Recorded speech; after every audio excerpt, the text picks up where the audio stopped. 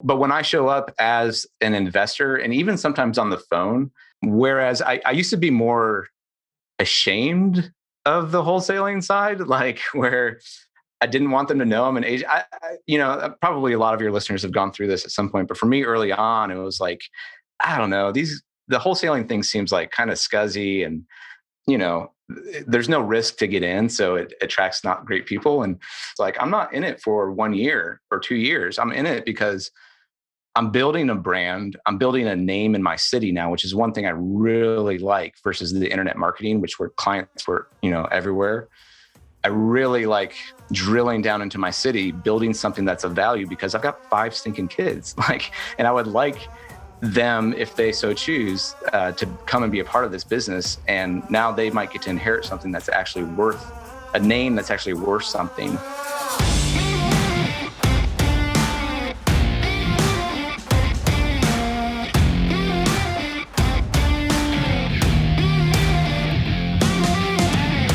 Helping hardworking real estate investors, agents, and entrepreneurs grow a better business, mindset, and future.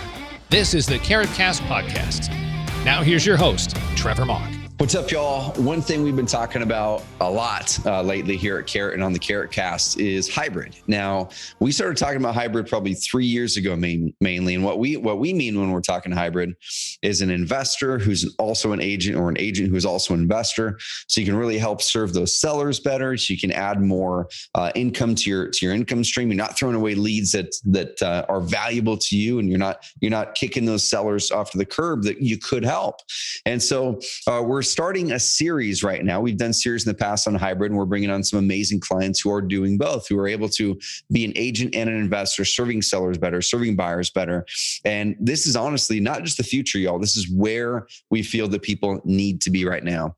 And so I've got one of my amazing Carrot members on here, and Eric and I had a chance to connect digitally. Shoot, I think it was mid-year last year sometime.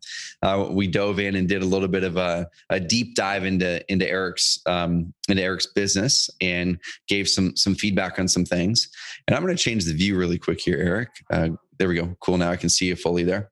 And dude, I'm so excited to have you on here. I know last week when we hopped on and I had a little bit of tech issues on my end, we started diving in and talking a little bit about your story. And we started talking about your faith, and we started talking about what motivates you in business. And I'm so excited, man, to share those stories with the Carrot Cast listeners today. But I want to welcome you officially on, man, to the Carrot Cast. Welcome on, Eric Stanio. Eric Stanio, the Manu. Yeah, thank you very much, Trevor. It's an honor to be here, really. Awesome, dude. So guys and gals, if you're watching the video version of this on YouTube, you guys can see Eric's got the agent Carrot in the background. He's in his office right now. But one of the reasons I want to bring Eric on, in addition to him being a hybrid agent investor, is just his story is really, really cool. I think it's going to relate to a lot of you investors, a lot of you agents, especially if you're newer in the game. We're going to be going through how he has grown his business to the point that it is today, the struggles that he's had, the wins that he's had. But dude, the most important thing, the thing I'm excited to talk about the most is the decisions that you've made to intentionally craft this business to serve you, to serve your family, to serve your faith, and not letting your business run away with you. So I'm crazy pumped to dive into that. But let me toss it over to you, man, to give context for people. Who are you? Where do you live? So where's your operation at? And then what does your business look like right now? Yeah. Thank you for that. So I haven't been in real estate that long, just 3 years. I'll kind of tell that story. But my name's Eric Stanio. I live in Fort Thomas, Kentucky, which is just the other side of the river in Cincinnati. So I'm licensed in both Ohio and Kentucky. Northern Kentucky is kind of like the bottom half of Cincinnati, basically. I've been married 15 years, just celebrated my 15-year anniversary with my wife.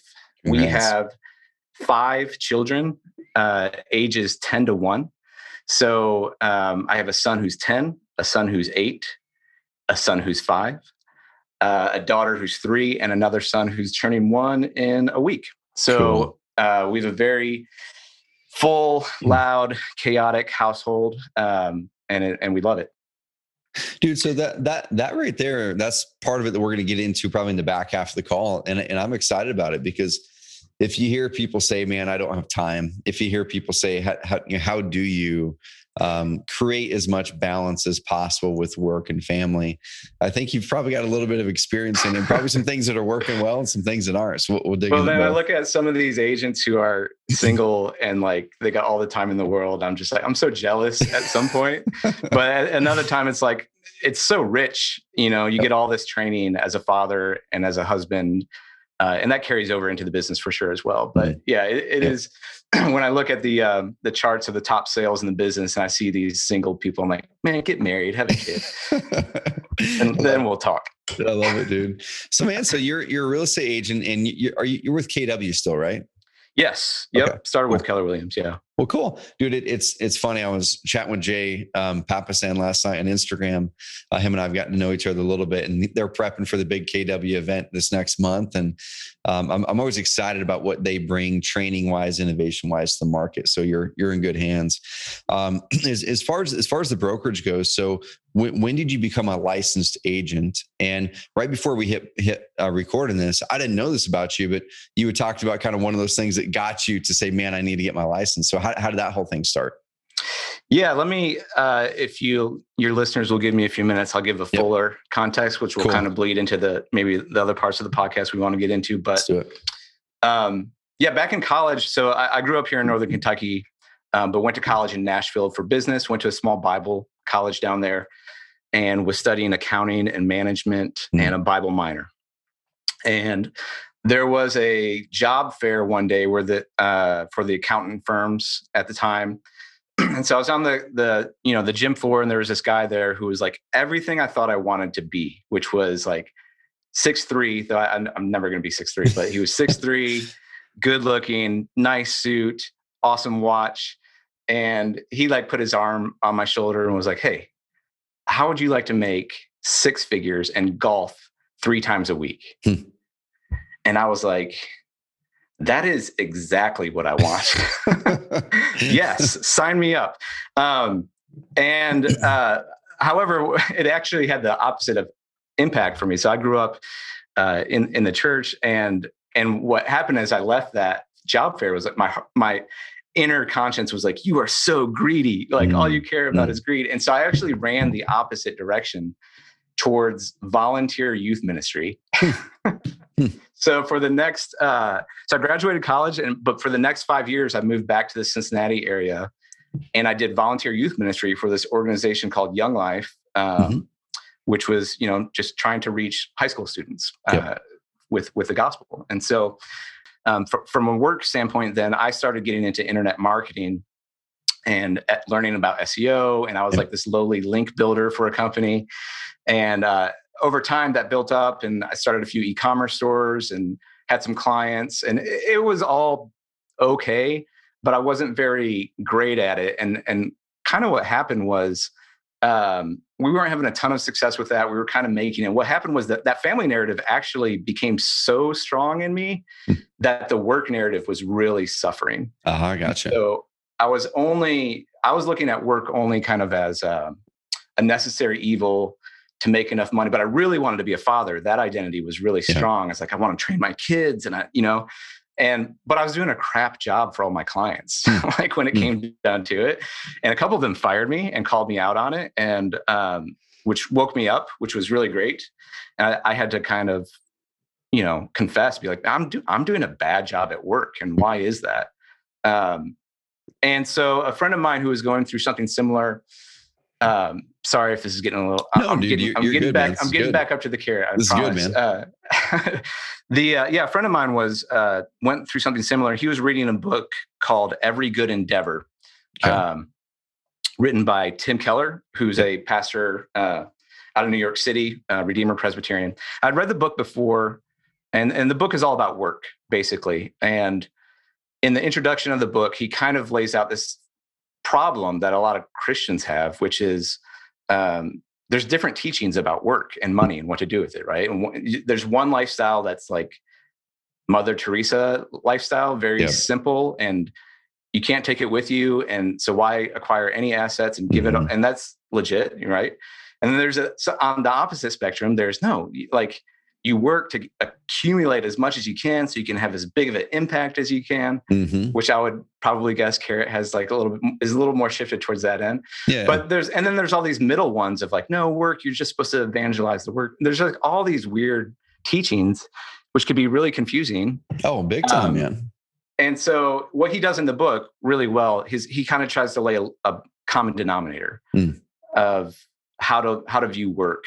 And he basically says, look, and forgive me, listeners, if you don't care about any of this story, but it's, No, this is good, man. He says, God's a creator. The Bible says God created the world in 6 days. On the seventh day, he rested. He created man in his own image. And therefore, if we're in his image, we are created to work. And when we work, we're glorifying our creator. It's worship. And that was such a freeing thought for me, because I had categorized work as there's like good ministry work, which is holy. And then there's like all the work where you make money, which is like not as holy. Like you're saying, that the necessary evil. Yes, dude, I want to interject here really quick, because I was having a similar conversation with a friend of mine who's a pastor and good friend. He just ended up moving to Texas. And I was always kind of struggling with this, and many listeners may be struggling with this as well. Whether you're a person of faith or not, you may be struggling with this. Is looking at wealth. Is it ego? Is it something that's trying to drive something selfish for me because doing really, really well financially? In the Bible, parts of it do talk about that being a bad thing, and then parts of it, like you said, talk about it being a good thing. And what he had said, so I was having the convo with him, this probably 3 or 4 years ago. I'm like, man, I'm really good at this like business thing and making money thing, but is that leading me further away from, where I really should be going in life?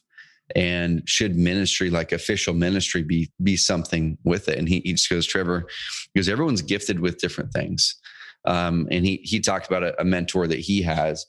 And he said, I had a really successful mentor up in Seattle who came to me with the same thing. He said, I just feel like I've done well in business, but I'm way over to this side of the spectrum. And I feel like I'm not glorifying God. I need to move over to that side and become a pastor, minister. And he said, your ministry is your work. Like your thing is, how do you figure out how to make work the thing that is creating that impact? And not glorifying the money, right? Not glorifying the income, not accumulating for the sense of accumulating, but doing so for the sense of impacting and moving people in the right direction.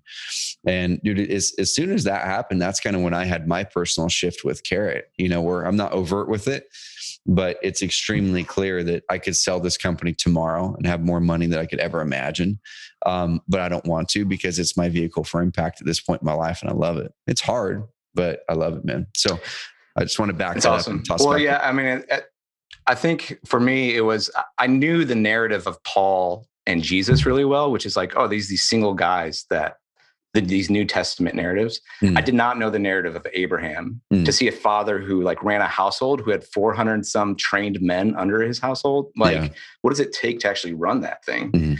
And so I fell in love with his story, honestly, and then I just started studying it with fathers. I'm like, oh, I didn't get this growing up, and now I love this. So yeah, I mean, what happened reading that book is work became elevated for me, because it now was, no, all work is worship. And it doesn't matter if you're doing the Christian-y thing or if you're swinging a hammer and flipping houses, like that's worship. Because you are doing what you were created to do, man. You're supposed to rule and subdue the earth. So Eric, let me ask you this question. So you were talking about how earlier when you were doing the SEO and the link building, that you're like, man, I was just kind of phoning it in and I was kind of doing crappy work. Do you feel at that time for you that work was worship, or is work more worship when you're truly doing an amazing job, honing your craft, using the skills that you've been given? Or That's is there a good question for you? Yeah, the quality. I don't know. I don't know if it's quality. We're commanded to be excellent in the things that we do. And so I certainly wasn't doing that. Was the work still worship? I would say yes, based on the previous conversation. But when I moved work from the category to like, oh, it's worship, then I asked the question for the first time in my life, what was I created to do? Because now I was actually really excited to work. I hadn't asked that question or didn't have a good answer for it before. And so that was an exciting time. It took a couple of years, honestly, of me praying and doing strengths finders tests. And like, that's when I got into like, who am I? And like, what am I made to do? And it was really hard. Like, we were having kids, we were getting pregnant.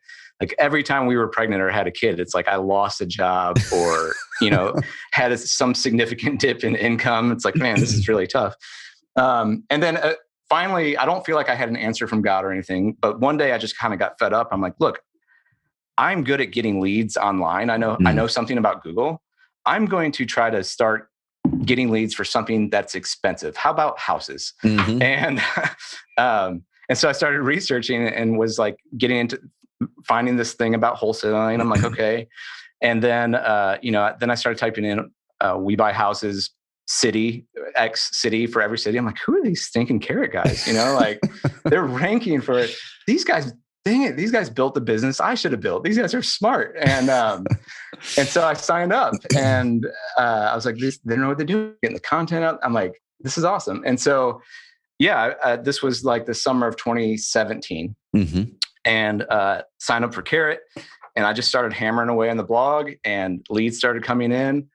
I got my first one under contract and had no idea what I was doing. Right. And so I went and put it on Bigger Pockets to try to sell it and make an assignment fee. And another wholesaler locally commented, hey, you can't do that. I was like, what? That's all this site is like wholesalers selling properties. He's like, no.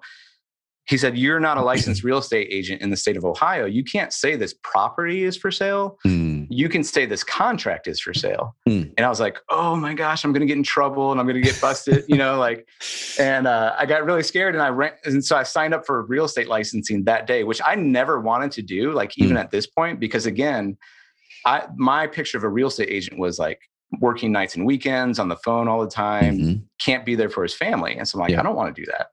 But then I dug into like the first chapter of like, this is what it means to be a real estate agent. And here are the skills that matter. And I'm like, everything just started clicking then of all the research and all the prayer for the last few years. I'm like, oh my gosh, this is what I'm supposed to do. This is it. And so I kind of accidentally became, investor agent basically. And now I'm 3 years in doing both. So that's how we got here. Dude, I'm so glad you dove into the backstory there too. And dude, that's one of my favorite things. When I started the Carrot Cast in 2016, I started it because having good conversations with entrepreneurs specifically, but inspirational and motivating people is one of my favorite things that gives me energy. And so often we'll hear the end result, which we'll get into where you are now more specifically when on the back half. But so often people will hear, hey, the person's closing a deal a month or 2 deals a month or 10 deals a month, or they're making 10 grand a month or $100,000 a month or whatever the number is. But if you don't have context for how the person got there and how they tick, I think it's really hard to now map and figure out how you can get there too. And so if we just talk about leads or lead gen, amazing, but we're leaving off the whole part of it on how Eric got here and why.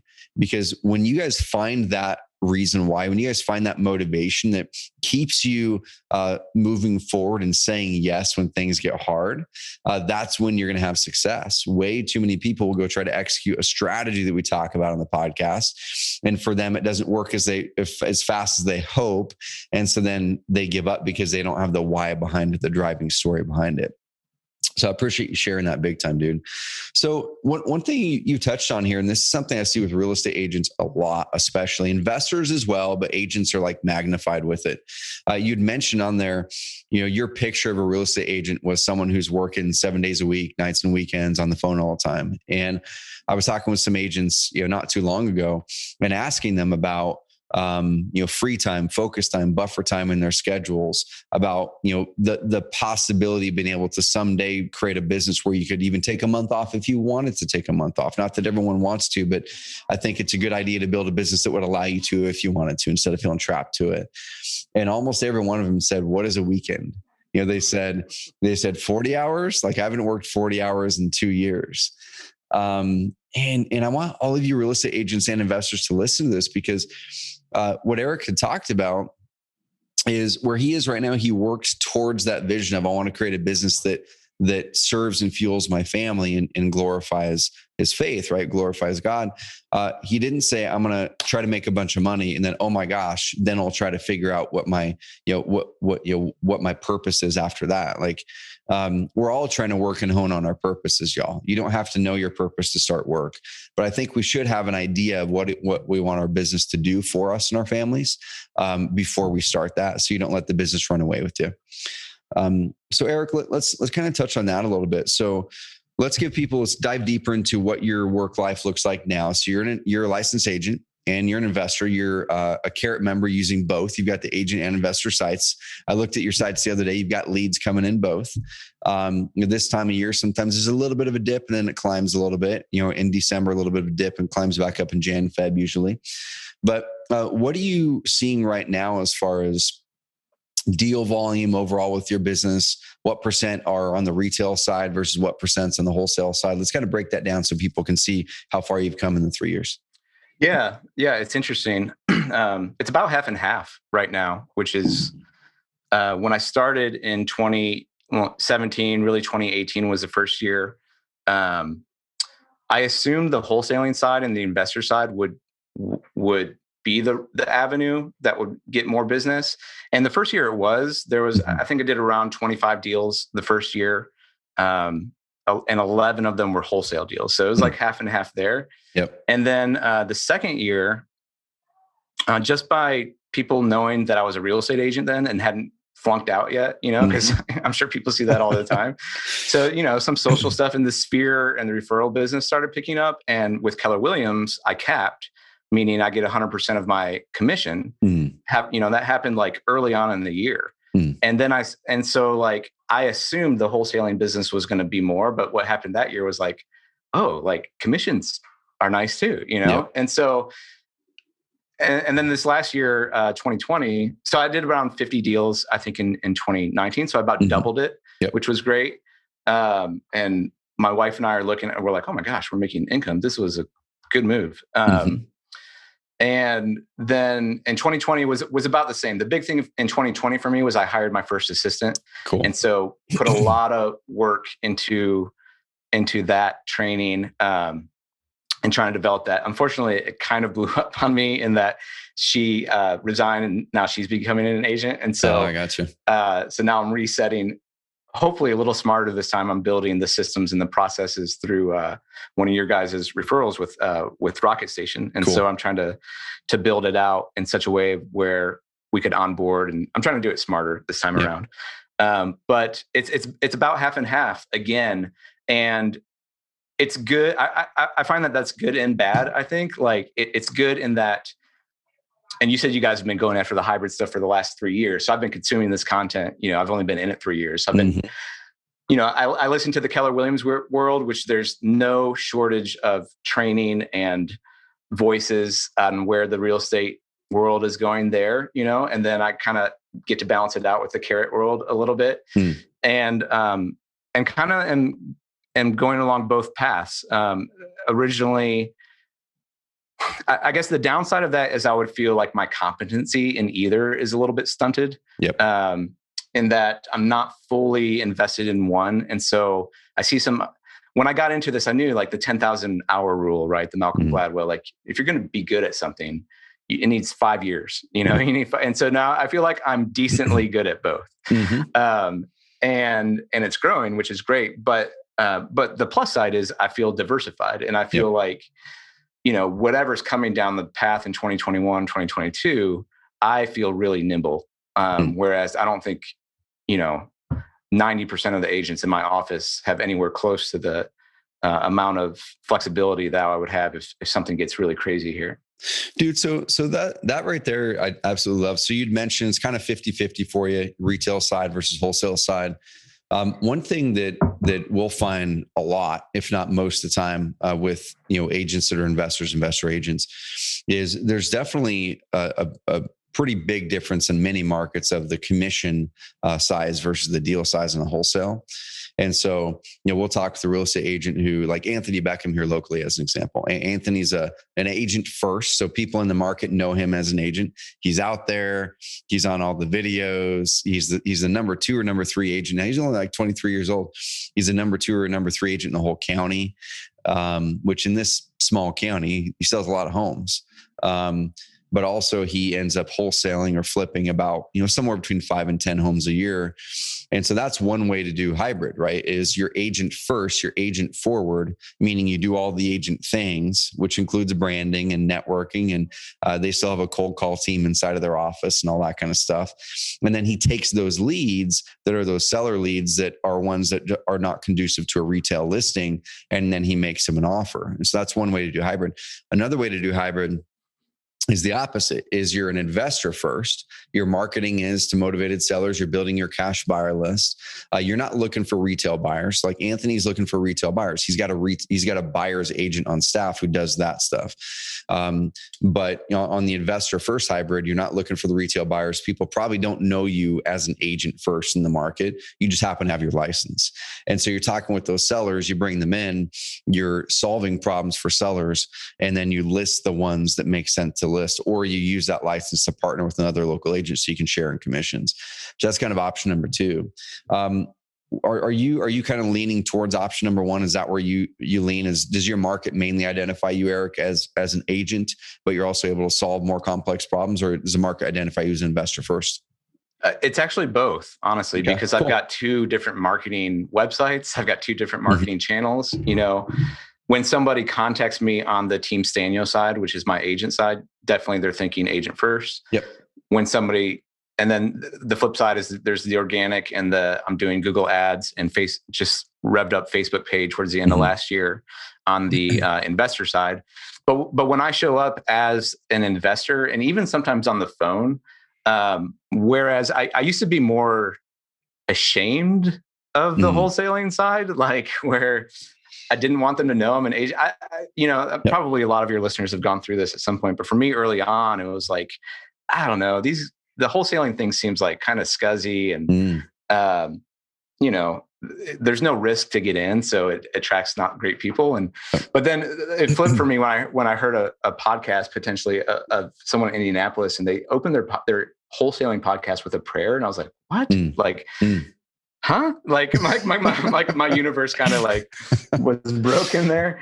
And then this light bulb went on. I was like, oh, if you're a person of character and integrity and honesty in this space, like you could do really well. Yeah. So that's what I've been going after.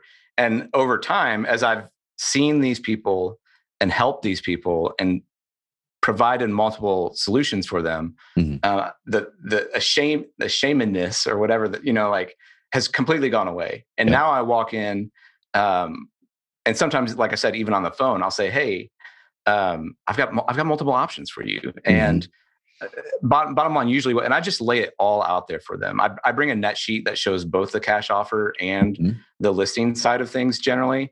I say, you do whatever you want to do. Like the cash side, I will say on the cash side, I'm like, I would prefer this because I make more money and it's way easier for me. But if you go this route, I make way less money. It's way more work for me, but you'll probably net 15 grand more. If you list it as is and don't even do anything, but just because, and I'll tell them, because you're taking away, and this might be suicide on my part from an investor standpoint, from a profit standpoint, at least in the short term, maybe. But I'll say, look, the house still needs repairs, but you're taking away the investor's profit of 20 or 30. And that's after you pay the real estate commissions. That's why you'll net 15 more. And I've helped a lot of people that way. The investor side, those leads flip over to the listing side with that general pitch. And then what's starting to happen too is I'll get referrals from those people. I get the reviews, I get the referrals. And we were talking about this last week. It's like, I'm not in it for 1 year or 2 years. I'm in it because I'm building a brand. I'm building a name in my city now, which is one thing I really like versus the internet marketing, which where clients were, everywhere. I really like drilling down into my city, building something that's of value because I've got 5 stinking kids. And I would like them, if they so choose, to come and be a part of this business. And now they might get to inherit something that's actually worth a name that's actually worth something. So that's why I, approach it the way you do, or the way I do. Dude, there's some really good stuff in there. So I want to reiterate one thing that you just mentioned. So, and this is really cool, dude. So you had mentioned that for you, it's really important to start to build that good reputation, build that good name in your city. And you had mentioned versus the internet marketing side, which you were referring back to your old career, where you were doing the marketing for Correct. people, and you had clients all over the country. And that's cool, man, because now you are able to swarm the market in a better way to do real estate, whether it's through your Carrot sites or whether it's through your network locally and the marketing you do locally. And there's a couple. And it's not that you can't build an online reputation. You guys clearly have. I just wasn't good at it. Yeah. Oh, 100%, dude. 100%. And there's a couple of things that are really important in there that Eric mentioned too, guys and gals, especially if you're an agent, but also if you're an investor. Guys, I hear it quite a bit. I think it's going to become less and less over the years, but I still hear it. I was talking with an amazing real estate agent. She is amazing. She's one of the top ones out there. Honest, ethical, good, strong Christian. And we were walking together at a mastermind. And this is kind of the general feeling and sense of wholesaling or wholesalers in the traditional real estate market. Is she said, "Oh, that's the underbelly of real estate, right?" I'm like, no. I mean, every industry that has a commodity, real estate's a commodity. Every industry that has a commodity has wholesaling in the middle. Okay. If you look at groceries, you go to the grocery store, what we don't realize is there's the end seller way over there somewhere. There's Safeway or Fred Meyer or Kroger or whatever it is, Winn-Dixie. And then somewhere in the middle is likely a wholesaler that's a part of the whole retail chain, where they'll take a big swath of groceries where maybe, spinach or whatever it was overgrown or underbought. These wholesalers identify those opportunities where that spinach would probably rot and not get to any grocery store. They buy it at a discount because it's an asset that needs to be deployed of. And then they go find and sell the groceries to those grocery stores. If you look at the car industry, right? And I say this all the time, but you'll go down to the car lot and you buy a new car and you feel all happy about it. The very next thing they ask you is like, "Hey, do you have a trade-in?" Okay. Almost all of us would much rather sell that car to the car lot than go on to Craigslist, list it ourselves, try to go through the process with a random seller, let them do a car test and go through all the paperwork. Guys, they're wholesaling. Okay. They're purchasing a vehicle at a discount well below what we know we could get on Craigslist, but we're able and willing to sell that at a discount because it's speed and convenience. And I think over the last 30 years or so, there's this fear that's been created and perpetuated within the traditional real estate market that's not a fact-based fear. Now, there are some bad players in real estate investing, just like there's bad players in the doctor world. There's bad real estate agents. I saw a news story not too long ago of these real estate agents doing some crazy bad stuff in LA, and they're in prison right now. Pretty much just pulling the wool over a bunch of sellers' eyes and scamming them out on stuff. So I'm not saying that that's what agents are. Agents are not. But we can't be taking those bad apple stories of the onesie twosie investor who wasn't trained well and didn't do a deal well and say that wholesaling itself is unethical. And just like Eric had talked, once he had started to take that mindset and go, "Oh my gosh, I'm actually more ethical by serving my sellers better, by showing up to them and showing them all options, not just what I have. Not just what me as a real estate agent can paint in a pretty little box and say, you know what, I'm going to sell the crap out of you, Mr. and Mrs. Seller, to list your house because that's the only option I have to give you." Okay. I think that that's actually way less ethical than you showing up and saying, "You know what, there's multiple options. I'm going to tell you about every option I have at my disposal. And I've even gone out there and done the training to figure out other options that other agents aren't willing to do the training on. One of them includes me buying your house. And I'm going to be honest and upfront about what that looks like. Honest and upfront that there's a trade-off in equity for the speed and convenience, but I'm going to always steer you towards the thing that makes you more money and you get to choose what's right for you." Guys, that's honest and ethical to me. And so I want every agent listening to this to look at that and start to analyze, where are we hearing these stories? Where are we hearing these stories that wholesaling or wholesalers or investors are not are not ethical. Now, there are ones, once again, that you have to look out for, but look out for the ones like Eric. If you're in the Cincinnati market or Northern Kentucky market, reach out to Eric Stanio and work with him as an investor and pass him those leads and deals that maybe need the purchase. And then you guys can collaborate on those. So I know I went off onto a tangent there a little bit, but dude, we're in this spot in the industry where this tension's gotta break. And those agents and investors who are willing to come together and realize that all it's about is solving sellers' problems. That's all it is, with different solutions. You're a guide. Yeah. I mean, on the Keller Williams side, the whole, idea of the tech world and fighting back the tech world, that's all the talk. And good on Gary Keller for fighting that, and trying to keep up and trying to stay ahead of everything. Then the iBuyers coming in. But, I talked to a client of mine, a good friend of mine, and he's in the marketing world with video production. But I said, hey, when you think about me, like, what would be the best? He's like, well, I can do all the research online. Like, I went and got my loan. I can research, but then I just want to talk to somebody at the end, like who can confirm this is what I need to do. And whether it's the agent side or the investor side, I think that's the space we're at, and that's the space to position yourself in going forward, is a trusted guide. Like, to help. There's no lack of information. You need someone who can filter it and who can look you in the eye and say, like, yeah, this is your best move. Yep. And that gives so much confidence to whether it's a seller or buyer, whoever it is. That's kind of what I'm aiming for. And to date, it seems to be tracking with some growth, which is great. Dude, so let's kind of dive into the mechanics of what you're doing with the Carrot side of it. So you mentioned 50 deals 2 years ago, about the same this last year. What's your marketing mix look like, man? I know you're using Carrot, but let's kind of look at holistically. You've got referrals coming in from clients. Are you doing any offline marketing as well? No, I'm not actually. Okay. I should. I haven't gotten into it yet. It's about a third. Really, I'm on both sides of it. It's about a third organic with the SEO side, probably a third paid on the AdWords and Facebook, and a third sphere or referrals.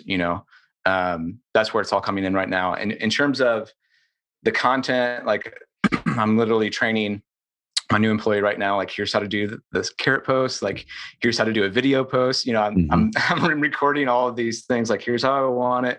Here's how you need to personalize it.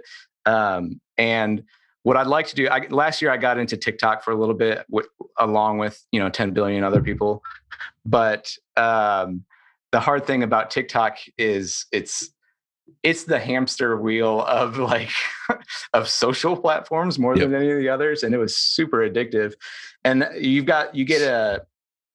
see people in different industries doing it, and I was getting leads from it, but it was too much. And so I've switched back to this year. I really want to focus on YouTube and the video post, because that stuff just not only is growing the YouTube channel, but the organic side keeps growing. And I saw some looking back at my leads and conversions from different channels, that was the one channel last year that saw a lot of growth, even though there's probably like 3 or 4 or 5 deals that came from the YouTube / like my agent side organic. And I'm like, you know what? And I didn't do much with it. So I'm trying to put the processes in place. The hardest thing I think is to do as an agent and as an investor, and especially when you're like a one-man show, is to keep that content creation going and that schedule going when you have to deal with all the clients and all the other stuff. So that's the focus for me this year, is like systems and processes, so that I can keep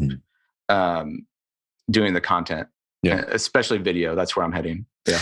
Dude, let's dive into that a little bit. So actually, before we dive into that, I want to pull back, same thing, to give context on the hybrid side. So if you don't mind sharing this, dude, share it. If you don't want to share it, we'll cut it out for sure. But on average, what's your average commission per transaction? Then what's your average wholesale deal wholesale profit per transaction? Yeah. It's roughly, I think the wholesale average is roughly like $6,000, $7,000, something like that. I think it got better, but some of them brought it down. The average flip for me is around 20, 25 in there. And the average Keller Williams commission is around 8. Cool. And I think when you average everything out, it's around 8 for all of them, something like that. Cool. No, that's perfect. And it depends on market, right? There's some markets where Totally. the agent commission's $8,000, but their wholesale fees are 35, and just really depends on the market. And I think one of the big valuable things for you as an investor agent or anyone listening to this is look at your overall business, right? If you have revenue goals, map it back and say, cool, here's how many listings I need or I'm going to go after, knowing what our average commission per transaction is in our market. And then here's how many wholesales or flips I'm going to go after. And you might even start to keep one or two of those, right? Like if you're going to do a flip or a wholesale, take some of that active income from your commissions or from the wholesales and put it into a rental property every year, or 2 or 3 every year. So we can start to build up some more of that assets and get off of the income hamster wheel eventually too. Right. Yeah, that was, the first year I didn't have any cash. And so everything was a wholesale. And then towards the end of the second year, I came across a few properties that were, I was able to buy for 30, which I was like, I have 30 in cash. And I put literally one of them, I took my 8-year-old son, we went and vacuumed it and like scrubbed the baseboards and put it back on the market and sold it for 60. I'm like, whoa, that works right there. Like, my wife, we were looking at each other, my wife and I, like, yes, more of these. And so we started wholesaling a little bit. And then this year, and that cash has been built up where I can purchase more. I'm doing less wholesale, but I'm buying them and flipping more of them myself to try to get that per transaction up, which is great. And that's the strategy. Now, long-term, to your point, I don't want to hunt my whole life. I want to garden. I want the assets to be able to produce their own income. Mm-hmm. And that was the idea for me, was like, let's keep adding to the single family units, just keep adding a couple units a year or whatever. And then I kept having kids and I was like, man, I don't know about this strategy. And I looked at a few other friends of mine who were a little bit further on, and they had 20, 30 properties. They're starting to 1031 them into multi-unit. And I'm like, why don't I just skip this step? And I'm like, so the current hypothesis or strategy is try to just build up a lot of cash as much as I can right now with the flipping. Even though I'm paying the higher tax, I'm like, get the cash, because I think there's going to be a lot of on sale. Everything's overpriced right now, and it's going to be on sale. So we'll see. I mean, right now I'm just focused on build the business, grow, build some cash, and be ready, to buy a bigger asset when it makes sense. Dude, that's perfect, man. I'm not a single family rental guy either, because I don't want to have 20, 30, 40, 50 homes and have to deal with that. And I'm not I don't want to own a lot of units anyway, and this is something I want to give everyone listening to this permission that, guys, you don't have to do what other investors or agents are doing. Like, a lot of them love putting their cash in rental properties. A lot of them love that. For me, I've got some multifamily units. I've got a couple commercial buildings. I've got an Airbnb that's a vacation home for us, but we rent out and it pays for itself. But for me, where I'll put my money, guys and gals, is back into my business to grow it. Because that currently is like, if I put $1 in, I can get X times whatever dollars back out in value in the business. So that's where I'm putting my money back in. Number two, I'm a private lender for a couple investors that I've worked with a long time and trust a lot, and churn out somewhere between the 15 to 25% interest returns on those per year, because I'm churning those loans pretty quick. And I'm buying businesses. And so that's what I like. And so I want you guys, everyone, to look at what you like. If you really would rather enjoy doing loans to investors you trust, and you want to crank out those, and that's still not like building an asset, but it's just at least making your money work for you, then do that. If you want to buy businesses or partner with businesses, awesome, do that. If you want to buy Bitcoin, do that. I don't know anything about stocks or Bitcoin, so I don't buy any of that. But dude, I want to revert back in these last 10 minutes so that we have where you talked about hamster wheel. You talked about TikTok being amazing, but it's this thing you've got to be on the hamster wheel forever. Instagram is similar. The way that most agents or investors use Facebook is similar too.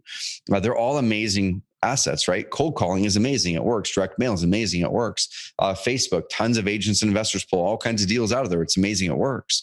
But one thing that you said that was key was, you said, I know that it works, but, and then the but was, I need to get off of that hamster wheel, because when you're on it forever. And so you're starting to build up that what we call evergreen marketing. You know, the YouTube side of it's starting to pick up. The video post, which is a feature on Carrot, where you take your YouTube videos, those short 3 to 8 minute videos on a topic, you take them and get them into YouTube, and our system makes them written blog posts for you, like turns your video content into written, robust content that Google likes and starts to rank.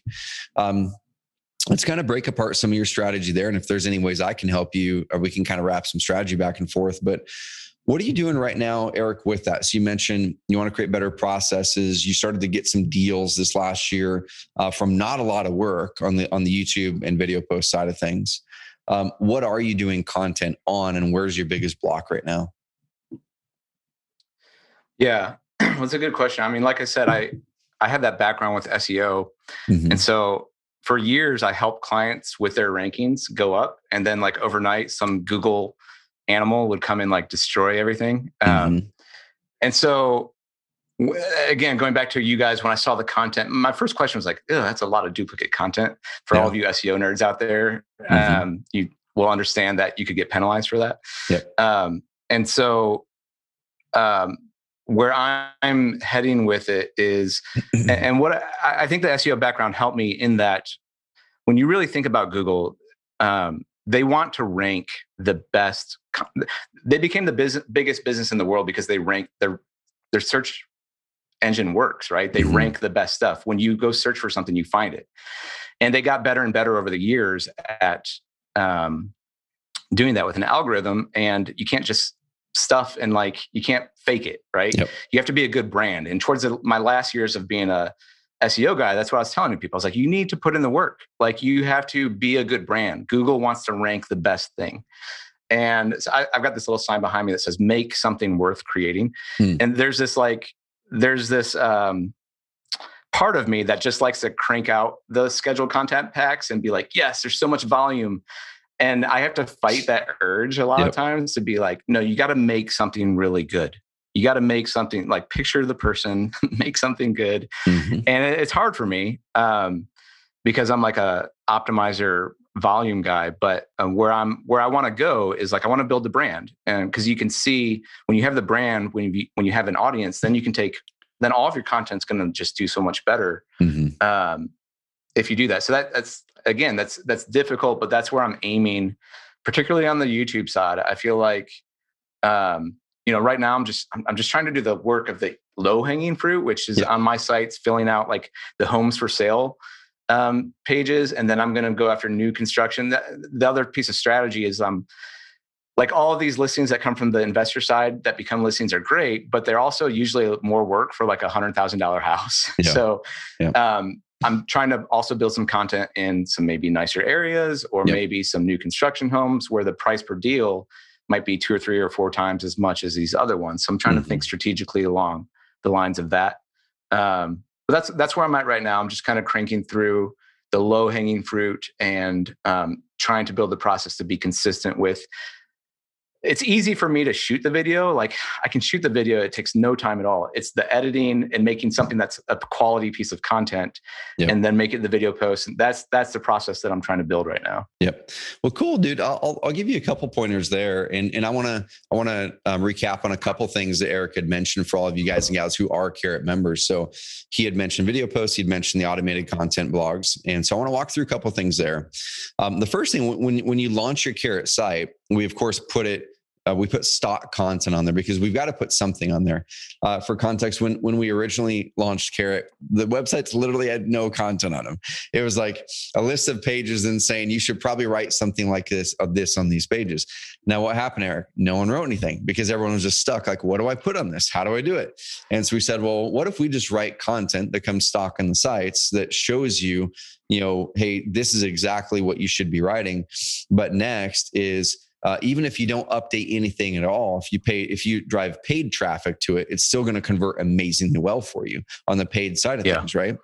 And so, and we've been saying this for years, if you want to rank really good on the search engine side of it organically in Google, you have to take that stock content and say, cool, let me more use this as a guide where Carrot has kind of told us, hey, these pages are important in this order. Don't go creating a bunch of new pages in your nav bar. Like don't add in 14 new pages in your nav bar, keep your navigation bar the same, but go through those existing pages and say, how do I rewrite this content in my own words with my brand?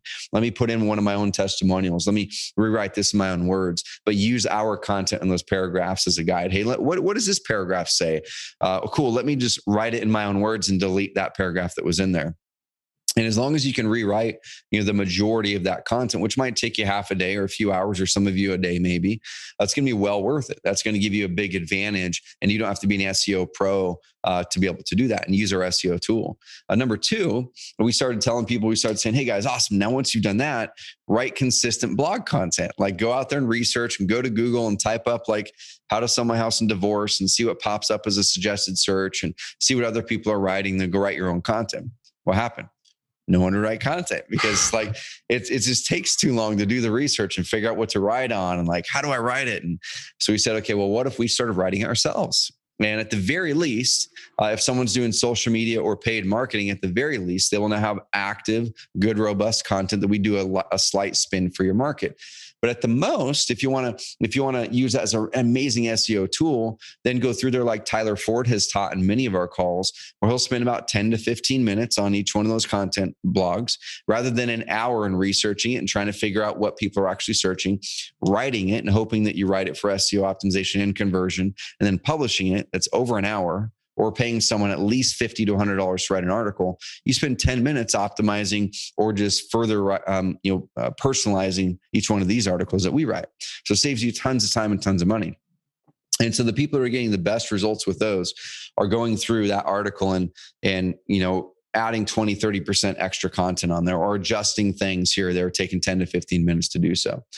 And so now going over to, in those two things alone, if we didn't have those that way, people wouldn't do them, but now we have them. It gives you a guide, gives you a boost, works way better on paid marketing and social than not having them. And then if you want the SEO boost, invest a little bit of time into modifying them each week.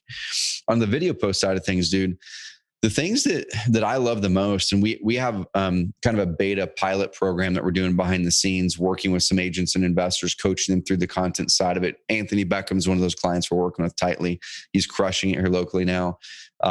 It's a much more expensive plan, but it's in beta to see if it's something we can scale out. What we're working with people to do is pull back and as you're working with clients, write down like what are those questions that people are asking inherently when they're talking with you as an agent or an investor. How does this process work? Or why do you do this? Or how do you come up with your offer or whatever? We always start our content at the brand side of it. Okay. So what are those searches or questions or objections that people would have against working with you? Okay. So number two, what we then say is, now let's go for discovery. What are those things where people aren't searching for you or looking for information about you, but they're looking for a solution to their problem?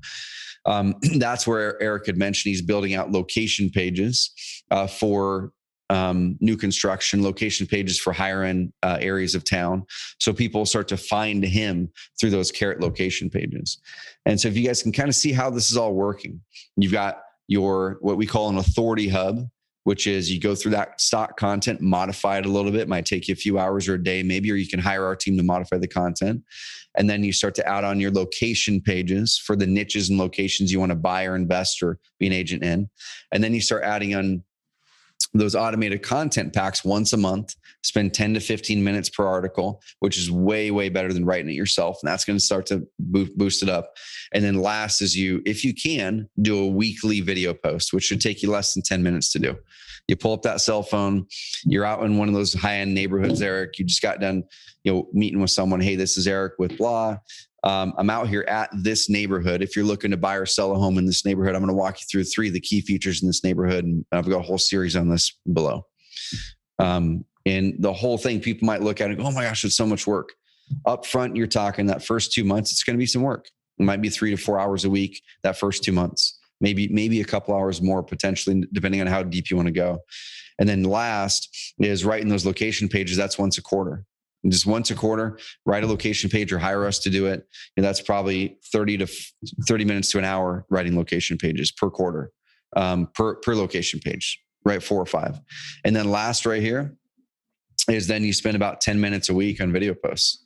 So it's not as much work as people are thinking. If you got off of TikTok and off of that hamster wheel and started to stack bricks with this evergreen content, that's where you start to see the results that Eric's starting to get. So, dude, I'm proud of you for diving in, man. And you've built an amazing, 6-figure business, and you're going to keep growing it. And absolutely love how it's serving family and serving legacy in a big way. And you're doing it honestly and ethically, and starting to bring an amazing name for that hybrid agent investor. And I just appreciate you hopping on and telling your story, man. I'm excited to keep working with you and helping you to grow that legacy. It'll be fun. Yeah, thank you. It's been awesome working with you guys, and you're like-minded. I love seeing you grow. It's refreshing to have a similar voice in the space to get trained on not only the real estate stuff, but the mindset stuff as well. That's why I love you guys. Really, really happy, and I'm a big fan of Carrot. Awesome, dude. One last question for you, dude. If there's other agents or investors kind of on the fence of, man, should I get Carrot? Should I build my own site? You've got the experience and all that. What advice would you give them if they were looking at making that decision right now? If they're an agent? If they're an agent or an investor and they're looking at going, man, should I join Carrot or should I build a Wix website? What decision should you guide them on? Yeah, it's a no-brainer. I mean, these guys know what they're doing. The sites convert. They've got all the training. The customer service is amazing.